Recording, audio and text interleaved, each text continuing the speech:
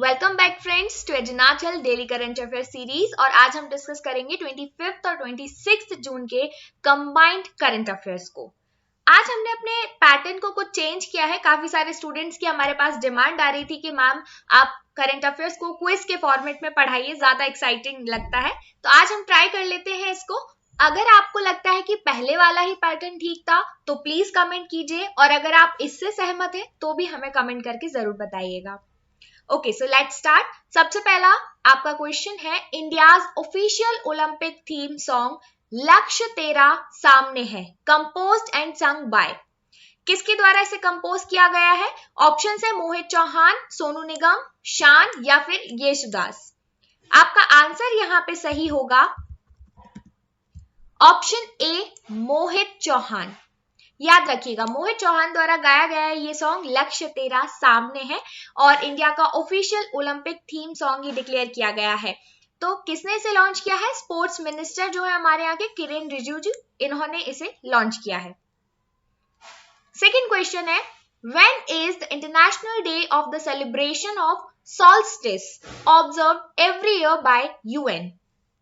आप सभी को पता होगा समर सॉल्स्टिस की हम बात करते हैं तो ये हर साल 21 जून को होता है। बिल्कुल उसी समर सॉल्स्टिस की वजह से हर साल सॉल्स्टिस डे ऑब्जर्व किया जाता है जून 21 को as a international day of celebration of solstice. अब इसकी क्या इंपॉर्टेंस है? यूनाइटेड नेशंस ऐसा मानता है कि सॉल्स्टिस और इक्विनॉक्स जो होते हैं ये लैंड की फर्टिलिटी और एग्रीकल्चर, कल्चरल हेरिटेज, इन सभी चीजों को सिंबलाइज करते हैं, दर्शाते हैं। हमें इन चीजों को एक्नॉलेज करने के लिए, रिकॉग्नाइज करने के लिए इस दिन की इंपॉर्टेंस बताई गई है। साथ ही साथ हम एक बार देख लेते हैं कि सन के जो अपरेंट पैटर्न्स होते हैं, लाइक अर्थ इस तरह से इलिप्टिकल ऑर्बिट में सन के अराउंड मूव कर रही है, तो सन की जो लाइट पड़ती है अर्थ पर, ये आपका इक्वेटर है, ये ट्रॉपिक ऑफ कैंसर है, ये ट्रॉपिक ऑफ कैप्रिकॉर्न है। तो इसके मूवमेंट के अकॉर्डिंग जो सनलाइट के पैटर्न्स होते हैं वो भी चेंज होते हैं। यहाँ पे आप देखेंगे जब अर्थ इस पोजीशन में है तो ज्यादा सन की लाइट जो है वो पड़ रही है आपकी ट्रॉपिक ऑफ कैप्रिकॉर्न पे। तो ये हमारा दिसंबर का सॉल्स्टिस होगा, यानी इस समय नॉर्थ हेमिस्फीयर में सर्दियां पड़ रही होंगी क्योंकि ज्यादा लाइट किस पे पड़ रही है? ट्रॉपिक ऑफ कैप्रिकॉर्न पे। और जो कैंसर है हमारी वो टिल्टेड है, सन की लाइट से दूर जा रही है, तो ये हमारा विंटर सॉल्स्टिस हो जाएगा। उसकी दूसरी तरफ अगर हम यहाँ पे इस कंडीशन में देखें तो यहाँ पे आप देखिए ट्रॉपिक ऑफ कैंसर टिल्टेड है सन की तरफ, तो यहाँ हमारा समर सॉल्स्टिस होगा जो कि जून 21 में होता है। बाकी आप नॉर्थ और साउथ मूवमेंट देख रहे हैं, यहाँ पे आप देखेंगे सन की लाइट डायरेक्टली इक्वेटर पे होती है और ये हमारे इक्विनॉक्सेस होते हैं, यानी यहाँ पे दिन और रात बराबर होते हैं। अब एक इक्विनॉक्स हमारा होता है स्प्रिंग के टाइम पे और दूसरा होता है ऑटम के टाइम पे। स्प्रिंग इक्विनॉक्स होता है मार्च 21-22 को, और ऑटम इक्विनॉक्स होता है हमारा सितंबर 21 या 22 को। राइट, आगे बढ़ते हैं। When is world music day observe every year? तो वर्ल्ड म्यूजिक डे सेलिब्रेट किया जाता है हर साल जून 21 को। आपको याद दिला दे, हमने पहले भी इसे डिस्कस किया था। सबसे पहले इस दिन को सेलिब्रेट किया गया था 1982 फ्रांस में।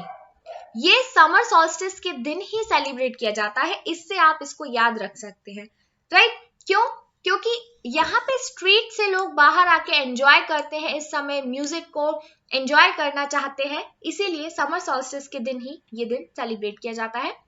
नेक्स्ट हमारा क्वेश्चन है, Nikol Pashinyan has been elected as the prime minister of which country? कुछ दिन पहले हमने डिस्कस भी किया था निकोल पाशिनियान के बारे में। इन्हें आर्मेनिया का प्राइम मिनिस्टर अभी इलेक्ट किया गया है। तो यहाँ पे इनके जो राइवल थे वो थे प्रेसिडेंट रॉबर्ट कोचरियान, इन्हें हराकर इन्होंने जीत हासिल की है। The acting PM is called for a poll with the aim to end the political crisis that occurred after Armenian forces lost a 6-week war against Azerbaijan last year. Right, तो ये भी आपको याद रखना होगा कि आर्मेनियन फोर्सेस ने Azerbaijan के साथ जो वॉर हुआ था 2020 में वो हार गए थे, और काफी ज्यादा इकोनॉमिक क्राइसिस, पॉलिटिकल क्राइसिस यहाँ पे देखी गई। इस पॉलिटिकल क्राइसिस को एंड करने के लिए नए प्राइम मिनिस्टर को चेयर किया गया है। आगे बात करेंगे टैक्स इंस्पेक्टर्स विदाउट बॉर्डर्स। ये इनिशिएटिव है यूएनडीपी का, किसके साथ मिलकर ये लॉन्च किया गया है? ऑप्शन है आपके पास OECD, IMF, यूनेस्को या फिर यूनिसेफ। तो हमारा आंसर यहाँ पे होगा OECD, क्योंकि इकोनॉमिक कॉर्पोरेशन के लिए है।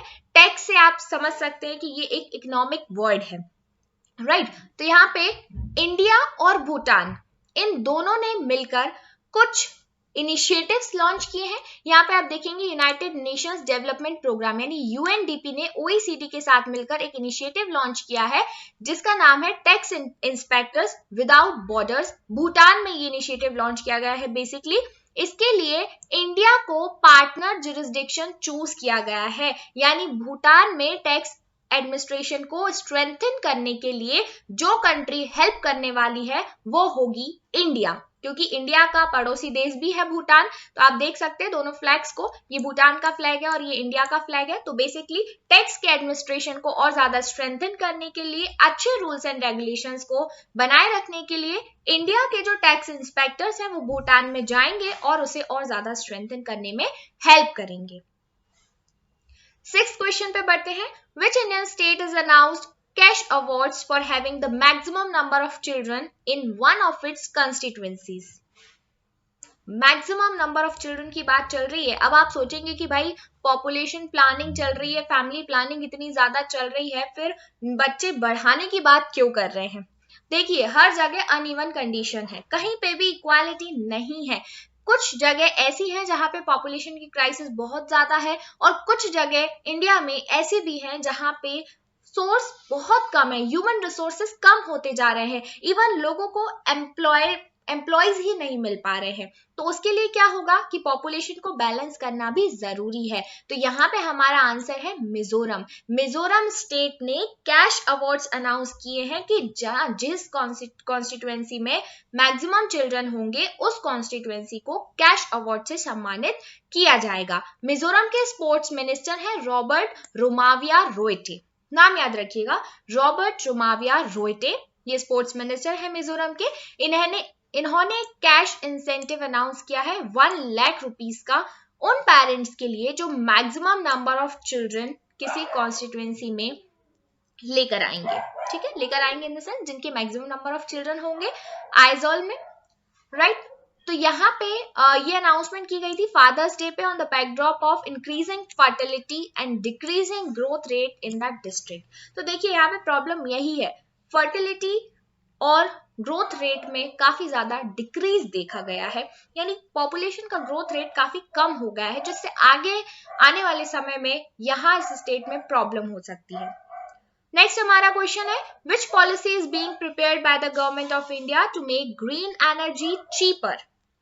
ग्रीन एनर्जी पर स्विच करने की बात पूरे वर्ल्ड में चल रही है कि हमें रेन्यूएबल सोर्सेज की तरफ स्विच करना है, फॉसिल फ्यूल्स को पीछे छोड़ देना है, ट्रेडिशनल एनर्जी को पीछे छोड़ देना है। तो आप समझिए किसी भी चीज पर स्विच तभी किया जा सकता है जब वो बेनिफिशियल हो, दोनों तरह से, एनवायरमेंटली भी, पॉलिटिकली भी और इकोनॉमिकली भी। अब गवर्नमेंट ने ये तो कह दिया कि एनवायरमेंटली बेनिफिशियल है, लेकिन लोग स्विच क्यों करेंगे? तभी करेंगे जब वो इकोनॉमिकली उनके लिए बेनिफिशियल होगा। तो ग्रीन एनर्जी को चीप बनाने के लिए गवर्नमेंट ऑफ इंडिया ने ग्रीन टैरिफ पॉलिसी को लॉन्च किया है। इस पॉलिसी का नाम है ग्रीन टैरिफ पॉलिसी और इसका एम है कि जितने भी हमारे ग्रीन सोर्सेस या रिन्यूएबल सोर्सेस से जनरेट होने वाली एनर्जी है उसको कन्वेंशनल पावर रिसोर्सेस के कंपैरिजन में चीपर रेट पे अवेलेबल कराना, ताकि सस्ता होगा तो लोग मजबूरी में भी उस पर स्विच करेंगे और कन्वेंशनल पावर को पीछे छोड़ देंगे। तो ये बहुत अच्छा इनिशिएटिव हो सकता है एक शिफ्ट लाने के लिए, राइट। यहाँ पर आप देख सकते हैं ग्रीन इलेक्ट्रिसिटी सप्लायर। यहाँ पे अगर ग्रीन इलेक्ट्रिसिटी सप्लाई की जा रही है तो कोई भी रिन्यूएबल एनर्जी पर इजीली स्विच करेगा, है ना। यही ग्रीन टैरिफ का मेन मोटिव है। अब दूसरी तरफ कि अगर कहीं पे रिन्यूएबल एनर्जी ऑलरेडी यूज नहीं की जा रही थी, दूसरे सोर्सेस यूज किए जा रहे थे, तो वहां का मकसद होगा कि हमें उन्हें स्विच करवाना। और तीसरा है कि अगर फिर भी लोग स्विच नहीं करते हैं तो हमें कैसे ना कैसे करके जहां पे पॉसिबिलिटी नहीं भी है वहां भी कुछ ना कुछ अमाउंट में मिक्सिंग करके और धीरे धीरे करके उसे ग्रीन एनर्जी, ग्रीन फ्यूल की तरफ लेकर आना। अगर हम उसे चीपेस्ट वे देते हैं तो वो जरूर शिफ्ट होंगे, राइट। तो 3 तरह की यहाँ पे कंडीशंस हो सकती हैं। Next question is Moody's has projected India's growth forecast for 2021 at। तो मूडीज की तरफ से इंडिया की जो ग्रोथ फॉरकास्ट है वो बताई गई है 9.6%। 23 जून को उसने अपना डाटा रिलीज किया है। देखिए मूडीज फिच जो है बहुत ज्यादा इंपॉर्टेंट एजेंसी है, तो इसका जो फोरकास्ट होता है वो कई बार एग्जाम में पूछा गया है और आगे भी पूछने की पॉसिबिलिटी है। तो आप याद रखिएगा, अगर गवर्नमेंट के कोई ऑर्गेनाइजेशन डिक्लेरेशन करता है तो वहां पे भी आपको फोकस करना है। दूसरा, इंटरनेशनल ऑर्गेनाइजेशंस में अगर यूएन की कोई एजेंसी है या फिर मूडीज एजेंसी है तो इन पर आपको थोड़ा सा ध्यान देना होगा। ठीक है, पहले मूडीज ने 13.9% बताया था, लेकिन अब इस ग्रोथ प्रोजेक्शन को कम करके 9.6% कर दिया है जून क्वार्टर में, क्योंकि सेकेंड वेव की वजह से काफी ज्यादा लॉस हुआ है। नेक्स्ट क्वेश्चन है who has been dropped in as brand ambassador of OnePlus wearables. तो OnePlus वेयरेबल्स का जो ब्रांड एम्बेसडर चूज किया गया है वो किसको चूज किया है? ऑप्शंस आपके सामने हैं, इनमें से आपको सही आंसर चूज करना है। अगर आप सही हैं तो मैं आपको बता दूं, इसका आंसर होगा जसप्रीत बुमराह। जसप्रीत बुमराह को ही OnePlus का ब्रांड एम्बेसडर यहाँ पे चूज किया गया है, जो भी वेयरेबल्स कैटेगरी है, यानी कि आप देख सकते हैं OnePlus की वॉच आती है, डिजिटल बैंड्स आते हैं, इन सभी के लिए ब्रांड एम्बेसडर चूज किया जाएगा जसप्रीत बुमराह को। नेक्स्ट क्वेश्चन है who was the founder of McAfee antivirus software. McAfee antivirus software के फाउंडर कौन है? आंसर है जॉन डेविड मैकेफी। क्यों ये चर्चा में है? ये तो एक जनरल क्वेश्चन है।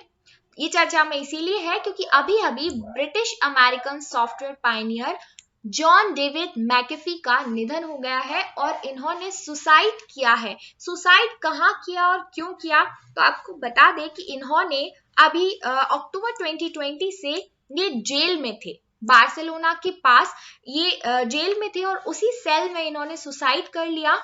इन्हें जेल इसलिए हुई थी क्योंकि कहा जा रहा था कि 2014 से लेकर 18 तक का इनका जो भी टैक्स रिटर्न्स फाइल करने थे वो इन्होंने नहीं किए, despite earning millions from consulting work, crypto currencies and among other things. तो इन्होंने अपने टैक्स रिटर्न्स फाइल नहीं किए थे, जिसकी वजह से इन्हें जेल में डाल दिया गया था अक्टूबर 2020 में। अब इनका निधन हो गया है। आपको याद रखना है ये मैकेफी एंटीवायरस के फाउंडर हैं। आगे हम बात करेंगे will is the autobiography of. Will नाम याद रखिएगा, कई बार बुक्स पूछ ली जाती हैं, ऑटोबायोग्राफीज पूछ ली जाती हैं, जबकि वो बहुत ज्यादा इंपॉर्टेंट हो या किसी इंपॉर्टेंट पर्सनालिटी से जुड़ी हुई हो। तो यहाँ पे आंसर है आपका विल स्मिथ। नाम काफी सिंपल है, आप याद रख सकते हैं। विल से विल स्मिथ आपको याद रखना है। कौन है ये? अमेरिकन एक्टर है, रैपर है और फिल्म प्रोड्यूसर है विलार्ड कैरोल स्मिथ, जिन्हें शॉर्ट में विल स्मिथ कहते हैं। इन्होंने अपनी ऑटोबायोग्राफी लिखी है विल, राइट। मार्क मैंशन की हेल्प से इन्होंने ये बुक लिखी है। इसमें इन्होंने बताया है कि किस तरह से एक फियरफुल चाइल्ड अपने पास्ट से निकलकर अब दुनिया का एक बड़ा ही रैप स्टार बन जाता है, बिगेस्ट मूवी स्टार बन जाता है हॉलीवुड हिस्ट्री में। तो अपना जो स्ट्रगल है, अपनी लाइफ की जो इंपॉर्टेंट इवेंट्स है वो इन्होंने बेसिकली शेयर किए हैं। नेक्स्ट क्वेश्चन है which of the following team has crowned the first ICC world test championship title. जो लोग क्रिकेट लवर्स हैं उन्हें इसका आंसर जरूर पता होगा, अगर आपको नहीं पता है तो मैं बता देती हूँ। न्यूजीलैंड और इंडिया के बीच में ये मैच हुआ था और न्यूजीलैंड फाइनली जीत गई है आईसीसी वर्ल्ड टेस्ट चैंपियनशिप का टाइटल, राइट। तो यहाँ आप देख सकते हैं किस तरह से खुशी जाहिर की गई, क्योंकि इतिहास में पहली बार ये वर्ल्ड टेस्ट चैंपियनशिप की गई थी। तो न्यूजीलैंड इसकी विनर है। आगे बढ़ेंगे। Dash tops inaugural list of EdelGive Hurun philanthropist of the century. आप लोगों ने न्यूज़पेपर में शायद इन खबरों पर ध्यान दिया हो कि जमशेदजी टाटा का नाम काफी ज्यादा अभी आगे आ रहा था। ये इंडिया के पायनियर इंडस्ट्रियलिस्ट हैं और टाटा ग्रुप के फाउंडर हैं, जिन्होंने EdelGive Hurun philanthropist of the century list को टॉप किया है, यानी वर्ल्ड के जो 50 मोस्ट दानवीर लोग हैं, सबसे ज्यादा दानवीर लोग हैं, बहुत ज्यादा जिनके जनरस वर्क्स चल रहे हैं, उसमें हमारे भारत के ही जमशेदजी टाटा का नाम सबसे ऊपर है। 102.4 बिलियन यूएस डॉलर्स अभी तक इन्होंने अपने डिफरेंट सोर्सेस के थ्रू, डिफरेंट ऑर्गेनाइजेशंस के थ्रू दान में दिया है, राइट। उसके बाद और भी कई सारे लोग हैं, जैसे bill and Melinda Gates second number पर है यहाँ पे, और हेनरी वेलकम थर्ड नंबर पे है, पर हमें फर्स्ट नंबर पे हमारे इंडिया के जमशेदजी टाटा का नाम याद रखना है। आगे हम बढ़ेंगे। विच of the following state recently launch the agricultural diversification. The next question is, which of the following state has recently launched the Agriculture Diversification Scheme 2021? तो यहाँ पे आपके ऑप्शंस है और इसका आंसर होगा ए, गुजरात। गुजरात में चीफ मिनिस्टर विजय रूपाणी जी ने अभी अभी एग्रीकल्चरल डाइवर्सिफिकेशन स्कीम 2021 को लॉन्च किया है, और इसका एम है making agriculture sustainable and profitable in tribal areas of the state. तो बेसिकली ट्राइबल एरियाज पर ये फोकस कर रहा है, एग्रीकल्चर को और ज्यादा सस्टेनेबल और प्रॉफिटेबल बनाने की तरफ एक बड़ा कदम है गुजरात सरकार का, और स्कीम का नाम है एग्रीकल्चर डाइवर्सिफिकेशन स्कीम। गुजरात के चीफ मिनिस्टर कौन है? विजय रूपाणी। ये नाम आपको याद रखना है। नेक्स्ट क्वेश्चन है, where is the world's first ever genetically modified rubber planted? Genetically modified crops ऐसे होते हैं जिन्हें जेनेटिकली कुछ तरह से, कुछ एडिशन से या सेवरल स्पीसीज को मिलाकर नए तरीके से मॉडिफाई किया जाता है, और बेटर क्वालिटी के प्रोडक्ट्स हमें अल्टीमेटली फिर मिलते हैं। तो इसका आंसर है असम। असम में पहली बार वर्ल्ड का पहला जेनेटिकली मॉडिफाइड रबर प्लांट किया गया है। क्या इसके रिजल्ट्स होंगे कुछ समय में हमारे सामने आएंगे। कहां पर इसे प्लांट किया गया है? सरुतरी नियर गुवाहाटी, राइट। तो बहुत इंपॉर्टेंट क्वेश्चन है ये गाइस, ऐसे क्वेश्चन एग्जाम में हर साल आते हैं और आपको जरूर याद रखना है। आप इस पे इंपॉर्टेंट मार्क कर लीजिए बिल्कुल, अगर आपके पास कॉपी है तो आप इसको लिख लीजिए उस पर। नेक्स्ट क्वेश्चन है हमारा, name the author of the book my joys and sorrows as a mother of a special child. ये बुक बहुत इंपॉर्टेंट है क्योंकि एक माँ ने लिखी है अपने बच्चे के लिए, अपने एबनॉर्मल चाइल्ड की लाइफ को डिस्क्राइब करने के लिए, और इसकी ऑथर है कृष्णा सक्सेना। अभी फिलहाल union minister of health and family welfare हमारे हर्षवर्धन जी हैं, उन्होंने इस बुक को लॉन्च किया है जिसका नाम है my joys and sorrow as a mother of a special child, right. तो डॉक्टर कृष्णा सक्सेना ने इस बुक को लिखा। ये आप देख सकते हैं इमेज में, डॉक्टर सक्सेना है। इन्होंने अपने डिफरेंटली एबल्ड सन जिसका नाम शिव है, उनकी स्टोरी को एक्सप्लेन किया है कि क्या इनके उसके साथ एक्सपीरियंसेस रहे लाइफ के, और आने वाले समय में दूसरे ऐसे बच्चों के लिए किस तरह से ये इंस्पिरेशन हो सकती है, गाइडलाइन हो सकती है, इस चीज पर बेसिकली फोकस किया जा रहा है। नेक्स्ट हमारा क्वेश्चन है, who has been adjust as the player of the match at ICC world test championship? Answer है कायले जेमिसन। ये न्यूजीलैंड के प्लेयर हैं जिन्हें प्लेयर ऑफ द मैच का टाइटल मिला है वर्ल्ड टेस्ट चैंपियनशिप में। तो नाम याद रखिएगा क्योंकि ये पहली बार था हमारे इतिहास में कि आईसीसी वर्ल्ड टेस्ट चैंपियनशिप हुआ, और इसमें जो भी मैन ऑफ द मैच रहे हैं या प्लेयर ऑफ द मैच रहे हैं, जो टीम जीती है, उन सभी फैक्ट्स को आपको बेसिकली याद रखना होगा। आने वाले एग्जाम में यहाँ से क्वेश्चन पूछे जाने की बहुत ज्यादा पॉसिबिलिटी है। तो कायले जेमिसन नाम याद रखना। नेक्स्ट क्वेश्चन है, UN body has endorsed a multinational project का नाम क्या है? Committee on earth observation satellites, coastal observations, applications, services and tools, जिसे शॉर्ट में कहा गया है CEOS कोस्ट। ये प्रोग्राम लॉन्च किया गया है या लेड किया गया है किस किस के द्वारा?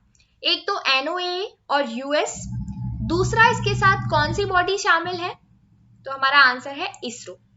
क्योंकि इंडिया का है इसीलिए बहुत ज्यादा इंपॉर्टेंट हो जाता है हमारे लिए। यूएस और इंडिया का कंबाइंड प्रोग्राम है, दोनों की ओर से किया गया है, जिसमें इंडिया की स्पेस एजेंसी इसरो काम करेगी और यूएस की एजेंसी NOAA यहाँ पर सपोर्ट करने वाली है।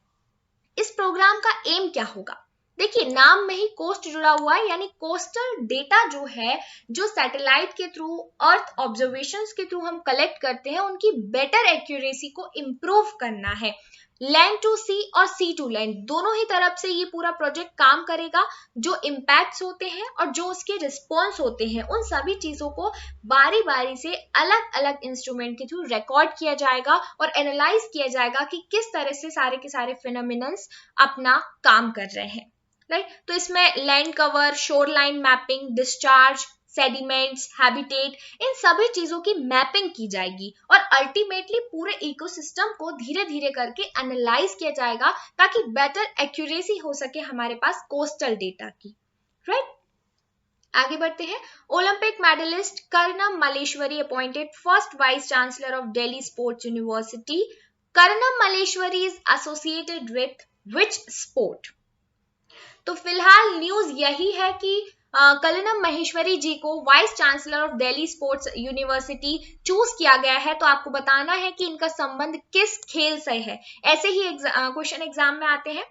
इनका संबंध है वेट लिफ्टिंग से। इमेज में आप देख सकते हैं किस तरह से वेट लिफ्टिंग कर रही है ये। तो ओलंपिक की मेडलिस्ट है ये, वेट लिफ्टर कर्णम महेश्वरी। ये पहली वाइस चांसलर नियुक्त हुई है दिल्ली स्पोर्ट्स यूनिवर्सिटी की। आगे बात करेंगे। Who among the following has been adjudged player of the series at ICC world test Championship? तो player of the series choose किया गया है केन विलियमसन को। नेक्स्ट क्वेश्चन है, which of the following country will host the 9th Asian ministerial energy round table यानी MR9?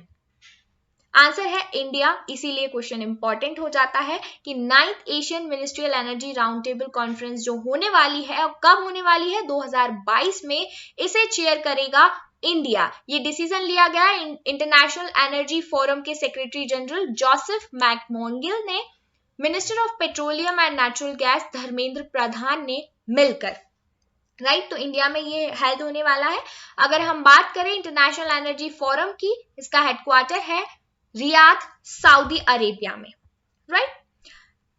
Previous meeting इसकी held हुई थी 2019 में, जो कि अबू धाबी में हुई थी और को होस्ट था इसका इंडिया, और इस बार टोटली होस्ट करने वाला है इंडिया। नेक्स्ट क्वेश्चन है, name the subsonic cruise missile which was recently test fired by DRDO from an integrated test range at Chandipur in Odisha's Balasore. पहला क्वेश्चन तो यहाँ पे ये भी बन जाता है कि चांदीपुर कहाँ है, तो उड़ीसा में है। और आपको सबसोनिक क्रूज मिसाइल का नाम बताना है जिसे यहाँ से लॉन्च किया गया है, तो वो है निर्भय। नाम याद रखिएगा, निर्भय को अभी अभी 24 जून को लॉन्च किया गया है उड़ीसा कोस्ट से। और किसने लॉन्च किया है? DRDO ने। नेक्स्ट क्वेश्चन है, which country will provide India a $10 million assistance for building cold chain facilities to safely store कोविड-19 वैक्सीन? आप सभी ने देखा होगा, अगर वैक्सीन लगवाने गए होंगे तो वैक्सीन को एक पर्टिकुलर टेम्परेचर की नीड होती है, ना बहुत ही ज्यादा और ना बहुत ही कम। उस पर्टिकुलर टेम्परेचर को मेंटेन करने के लिए कुछ कोल्ड चेन फैसिलिटीज की जरूरत होती है। उन कोल्ड चेन के लिए $10 million का असिस्टेंट दिया है इंडिया को जापान ने, राइट। तो जापान का नाम आप याद रखिएगा, इंडिया को असिस्ट किया है। की पॉइंट्स की अगर हम बात करें तो cold storage facilities will be built as last 1 mile support, right. क्योंकि मेडिकल इक्विपमेंट्स को सेफली रखना बहुत जरूरी होता है। अगर ऐसा नहीं किया जाता है ना, तो वो किसी काम की नहीं होगी। लाइक अगर वैक्सीन का टेम्परेचर मेंटेन ना किया जाए तो उसकी जो ओरिजिनल स्ट्रेंथ है, जो उसकी इक्विटेबल कैपेसिटी है, वो टोटली खत्म हो जाएगी और आपको वो वैक्सीन फिर असर नहीं करेगी। तो ये मेंटेनेंस बहुत इंपॉर्टेंट है। नेक्स्ट क्वेश्चन है, it's a wonderful life roads to happiness is a book written bye?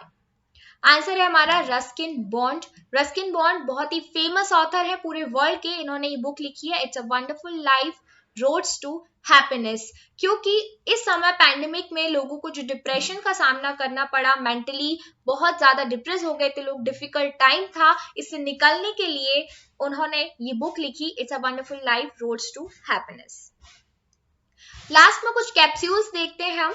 Microsoft officially launches Windows 11। Windows 11 का लॉन्च हो गया है जो कि 2021 जून 24 को किया गया है माइक्रोसॉफ्ट ने ऑफिशियली। ये नेक्स्ट जनरेशन विंडोज होगा। आप सभी को पता है कि हमारे लैपटॉप्स में, कंप्यूटर्स में अभी तक विंडोज 10 काम कर रहा था, जो कि 2015 में लॉन्च हुआ था। अब जाके 2021 में फाइनली विंडोज 11 लॉन्च हो गया है और ये ऑटोमेटिकली फ्री में अपडेट आपको मिल जाएगा, अपग्रेड आपको मिल जाएगा अगर आपका लैपटॉप या सिस्टम उससे अपग्रेडेबल है तो, राइट। नेक्स्ट है International Day Against drug abuse and Illicit Trafficking. हर साल 26 जून को सेलिब्रेट किया जाता है। 1989 से कंटिन्यूसली इसे सेलिब्रेट किया जा रहा है to fight against drug abuse and the illegal drug trade. आप समझ सकते हैं कि ड्रग्स का कंजम्पशन कितना ज्यादा खतरनाक होता है लाइफ के लिए भी और हमारे साथ साथ हमारी फैमिली के भी बहुत ज्यादा इश्यूज इससे होते हैं। तो इसके बारे में अवेयरनेस फैलाने के लिए हर साल 26 जून को drug abuse and Illicit trafficking day celebrate किया जाता है। This is it for today. I hope आप सभी को अच्छा लगा हो आज का हमारा नया पैटर्न। कमेंट बॉक्स में जरूर बताइएगा। Thank you.